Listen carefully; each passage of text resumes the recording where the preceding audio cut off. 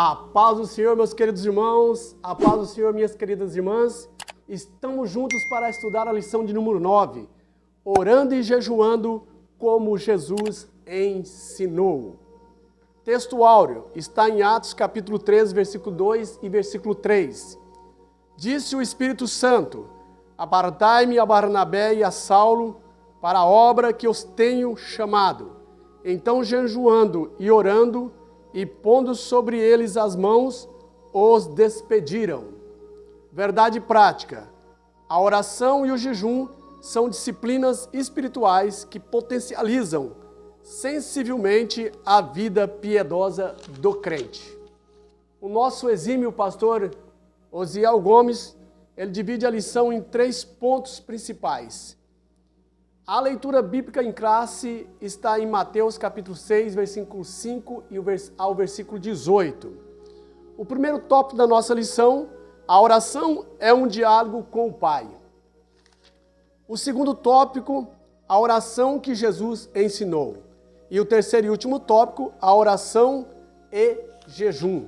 Iniciando pela nossa introdução, nesta lição aprenderemos acerca da oração conforme ensinada por Jesus Cristo, bem como as lições espirituais do jejum.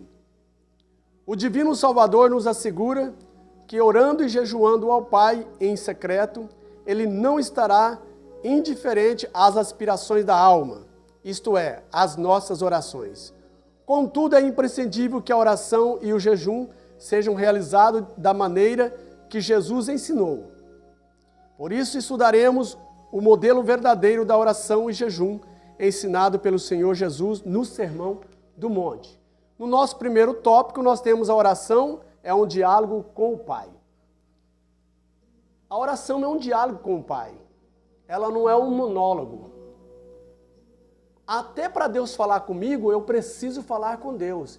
Então nós precisamos de criar um relacionamento com Deus. Nós precisamos de gastar tempo com Deus. Quando nós estamos em uma viagem, de avião ou de ônibus, se sentamos perto de alguém ou ao lado de alguém, se nós não fizermos amizade com aquela pessoa, nós nunca vamos saber quem é aquela pessoa, qual a sua origem. Mas para nós conhecermos uma pessoa, nós precisamos de criar uma amizade, um elo, um relacionamento. E esse relacionamento exige diálogo. Então, oração não é monólogo, só Deus fala ou só você fala, repetidas palavras. Não, é um diálogo. Você fala e Deus também fala contigo. Muitas vezes, audivelmente ou pela palavra. Mas o importante é que você crie esse relacionamento, a oração. E quanto mais você ora, mais poder você tem. Porque Deus vai lhe conceder. Mas quanto você menos ora, menos poder você tem. E quanto você não ora nada, nenhum poder você tem. Então, quanto mais oração, mais poder. Menos oração, menos poder. E nem oração, nenhum poder. Para você ter poder de Deus, você precisa se relacionar com Ele. Criar amizade com Ele. Conhecê-lo de perto. E essa intimidade vai fazer você, então, saber ser sensível ao Espírito Santo de Deus e qual é a sua vontade na sua vida. Como foi Daniel, que orava 3 vezes ao dia. Daniel tinha várias províncias na sua responsabilidade. E naquele tempo não tinha avião, não tinha fax, não tinha internet, não tinha WhatsApp, e ele orava 3 vezes ao dia. E muitas vezes nós, no meio de tanta facilidade, oramos 5 minutos. Mas Deus quer que nós tenhamos tempo para Ele. Porque Ele vai nos dar a ganha de tempo quando nós temos tempo a gastar com Ele, tá? Porque Ele é o dono do tempo. Então nós precisamos de relacionar com Deus através da oração. Oração não é monólogo, oração é diálogo, relacionamento com Deus. Avançando para o segundo tópico da nossa lição, oração que Jesus ensinou. Os discípulos, certa vez, andando com Jesus, perguntou: Jesus, nos ensina a orar. Porque eles viam que Jesus, quando orava, ele tinha intimidade com o Pai. Pai, pazinho. Então Jesus, ele ensina o Pai Nosso, que está em Mateus capítulo 6, versículo 15. Quando vocês orarem, vocês oram assim: Pai Nosso que está no céu, santificado seja o teu nome, venha a nós o teu reino, seja feita a tua vontade, tanto na terra como no céu. O pão nosso cada dia nos dai hoje, perdoai a nossa dívida como nós perdoamos nossos devedores, não nos induz à tentação, mas livra do mal, porque teu é o reino, o poder e a glória para todos sempre. Amém. Então Jesus ensina 3 propriedades aos discípulos e a nós nessa oração do Pai Nosso. Primeira propriedade, ele fala da paternidade, que nós devemos relacionar com Deus como um filho relaciona com o pai. Nós temos esse direito quando nós aceitamos a Cristo como Salvador. Porque os judeus, eles radicalizavam, certo? O temor a Deus. Então eles não oravam dessa maneira, eles colocavam Deus na terceira conjugação verbal. Mas Jesus veio colocando Deus na primeira conjugação verbal. Paizinho, meu pai, meu papai. E isso diz o estudioso, que por Jesus se relacionar assim com Deus nas suas orações, os escribas e fariseus foi uma das causas que levou Jesus ao Calvário, à morte. Porque eles não aceitavam. Eles colocavam Deus como a terceira pessoa na conjugação verbal, um Deus distante. Eles tinham os eles radicalizados sobre Deus. Mas Jesus vem ensinando para os discípulos que eles deviam ter intimidade com Deus. Uma vez. Aí disse, santificado seja o teu nome. É a segunda propriedade que Deus ensina para os discípulos. Santificado seja o teu nome. Jesus estava ensinando que eles deviam santificar a sua vida em Deus, para que eles pudessem ter esse relacionamento como um filho. Porque o que afasta o homem de Deus é o pecado. Mas a santificação aproxima, e nós temos o direito de chamá-lo de pai, né? Papai. Porque sem a santificação, ninguém verá o rosto de Deus. E a terceira propriedade que Jesus nos ensina é o seu reino venha sobre nós. Né? Pai nosso que está no céu, santificado seja o teu nome, venha a nós o teu reino. O reino é sobre nós. Mas ele disse que o poder e a glória pertencem só a Deus. Então nós temos que entender isso, que nós não devemos querer o poder e nem a glória para nós, tá? Nós temos que ser submissos, como o evangelista João, tá? Que disse que ele cresça e que eu diminua. João Batista nos ensinou isso. Quando disseram para ele, olha, Jesus está fazendo isso e aquilo, o que nós vamos falar para ele? Olha, deixa, porque aprove que ele cresça e que eu diminua. Então, quando um homem de Deus começa a pegar a glória de Deus para ele, né, a usufruir do poder que Deus lhe deu, os dons que Deus lhe deu, então Deus não agrada disso. Isso que aconteceu com o diabo. Ele queria a glória, ele queria ser maior do que Deus, queria a glória de Deus para ele. E aí Deus mandou ele para a terra, porque quando Deus vê um homem soberbo e orgulhoso, lembra Deus o diabo. Então Jesus nos ensina essas 3 propriedades na oração do Pai Nosso. Então nós precisamos saber relacionar com Deus, tá? Ele é o nosso Pai. Nós temos essa filiação através de Cristo. E relacionar com o Pai, ter essa paternidade, tá? Mas entender que nós devemos santificar, senão não podemos chegar a Deus. E também que a glória e o poder pertencem a Ele. Terceiro e último tópico, a oração e o jejum. Paulo nos ensina, na sua segunda carta, capítulo 10 e versículo 14, ou versículo 4, tá?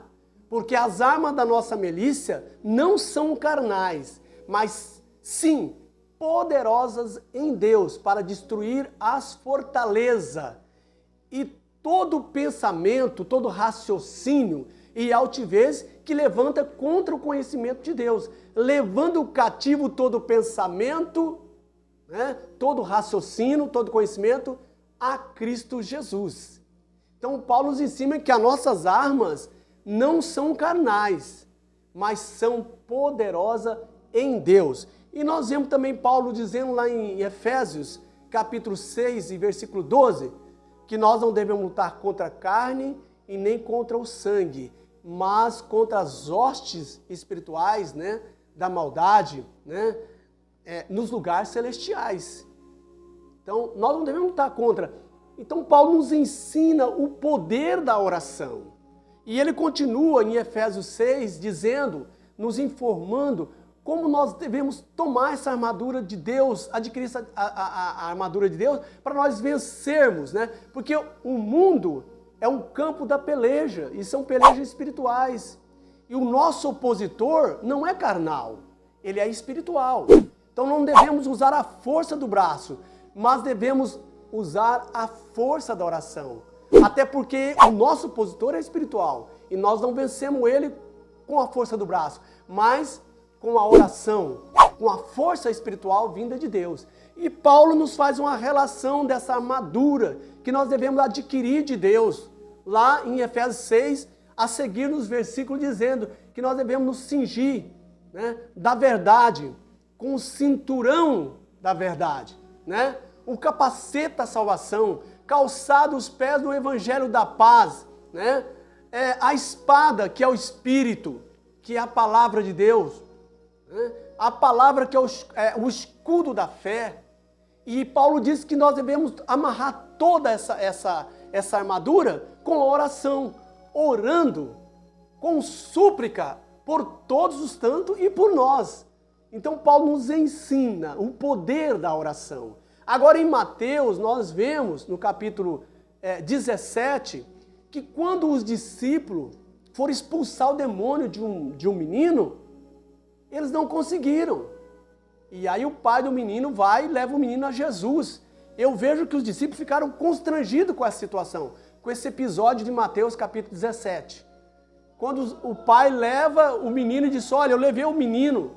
Quando esse menino, o espírito imundo pega ele lança na água, lança no fogo e se machuca, se fere. Para levar os seus discípulos, eles não conseguiram expulsá-lo. Eu acredito que os discípulos ficaram decepcionados, ficaram constrangidos. Mas Jesus começa a ensinar, né? E diz para ele, olha, os discípulos chegam, Pedro chega em particular, Senhor, como vamos expulsar esse demônio? Ele falou, essa casta de demônio só expulsa através de oração e jejum. Então aí entra o jejum. O jejum, meus queridos, não é uma dieta qualquer. Não é, hoje eu não quero comer. Não, o jejum é abster-se de alimento com propósito. Com propósito. E com objetivo direcionado a Deus. Um propósito, um objetivo na sua vida, tá? O jejum é isso, abster-se de alimento, mas com propósito. Não é porque eu quero emagrecer, porque eu vou fazer um jejum, porque eu preciso. Não. Tá? Nós precisamos fazer jejum com propósito, direcionado a Deus. Tá? Então nós temos que ter isso aí. Jesus, lá no capítulo 4 de Mateus, quando Jesus foi conduzido pelo Espírito ao deserto, ele jejuou 40 noites e 40 dias para vencer o diabo. Em Tiago, capítulo 4, versículo 7, diz, resisti o diabo e ele fugirá de vós. Mas, às vezes nós usamos um jargão neopentecostal, está amarrado. Você não pode amarrar o diabo. Tá? O princípio de nós resistir o diabo e ele fugir de nós é sujeitai-vos a Deus e o diabo fugirá. Então a sujeição a Deus, qual é o modo que nós sujeitamos a Deus? Através da oração e do jejum. Você está sujeitando a Deus. Aí você tem poder para expulsar o demônio. Não precisa nem de amarrar. Então você precisa, né, depender da graça de Deus que é Cristo Jesus. Há um jargão também, eu fui curado porque eu paguei o preço. Pagou não. Quem pagou o preço foi Jesus. A obrigação, o dever é você orar. Agora, quem por graça nos dá a bênção, tudo que nós recebemos, tudo que nós temos, não é merecimento nosso, não é mérito nosso, é pela graça de Jesus. Então, ore a Deus, santifique, e você vai vencer. E o apóstolo João, no capítulo 2, na sua segunda carta, ele diz que o mundo é o campo, né, onde está dominado por Satanás.